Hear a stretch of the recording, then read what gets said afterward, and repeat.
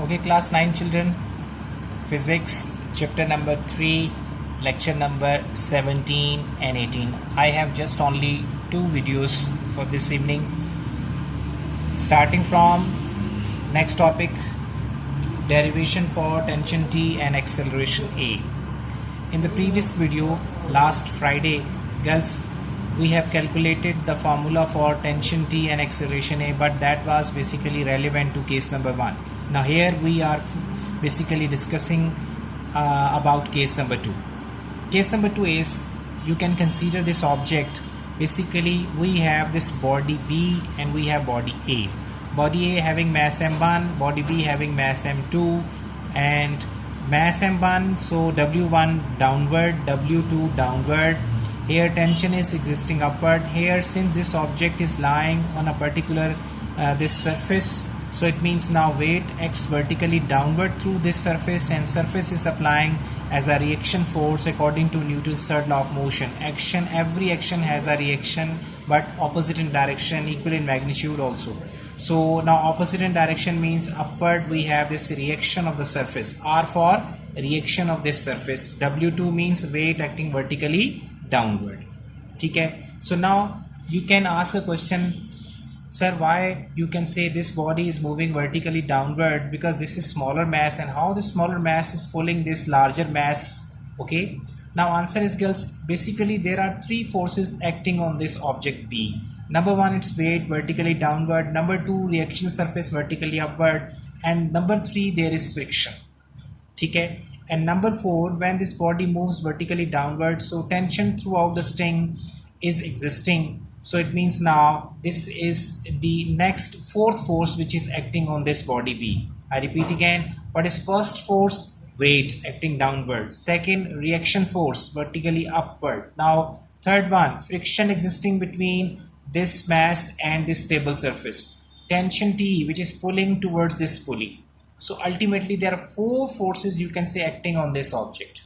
Now consider here, girls, basically when we consider friction, so we have written here smooth horizontal surface. This surface is very much smooth and very much horizontal surface, very clear. So it means now when we say smooth horizontal surface means now you can say this surface possessing no any kind of friction. There is no friction existing here. Just imagine there is no friction. Okay? So friction is zero. That's why this is frictionless surface, no friction. So that's why we are using here a technical word, smooth horizontal surface. Smooth means no friction. We are not considering any kind of friction. Okay? That's why just only three forces are acting. Now girls, these two forces are basically equal in magnitude but opposite in direction. Suppose it's weight acting vertically downward 10 Newton. So same 10 Newton force acting vertically upward. Since direction wise they are different, so if you take this 10 which is acting vertically downward is plus 10, so opposite direction means minus 10. So plus 10 minus 10 will be cancelled out, so it means 0. So it means now no force in downward, no force in upward, no friction force, only the force existing here is the tension. And when this object is moving vertically downward, so this lighter mass is pulling this heavier mass towards the pulley, because no friction and these two forces are cancelling. Cancelling means no acting force, so only single one force which is acting on this body B is the tension existing in the string throughout. So same tension T is existing throughout the string, so it means only one force acting on this body B, which is tension. Body A, if you consider this body A, two forces are acting on body A. One, it's weight vertically downward, tension vertically upward. So since body is moving vertically downward, so W1 is greater than T. So for net force, we always subtract smaller force from the larger one. Force is F, W1 minus T.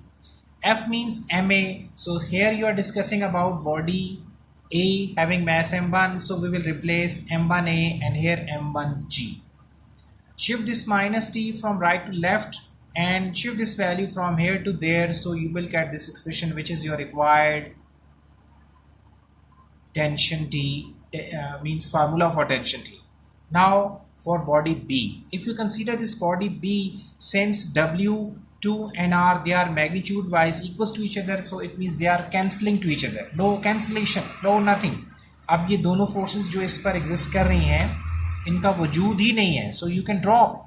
Now come towards net force. Only the net force which is acting on this body B is only the tension existing in this string. So it means only net force is T. So T is net force, force is equals to F into T, so M2A equals to T, T is equals to M2A, equation number 2. Now guys, we are comparing equation number 1 and 2. So when you simplify this result, you will get your required formula for acceleration A, and when you put this value of A in equation number 2, when you simplify, you will get formula for tension T. So in this way, we have calculated the formula for acceleration A and tension T. Okay, now please wait for the next video.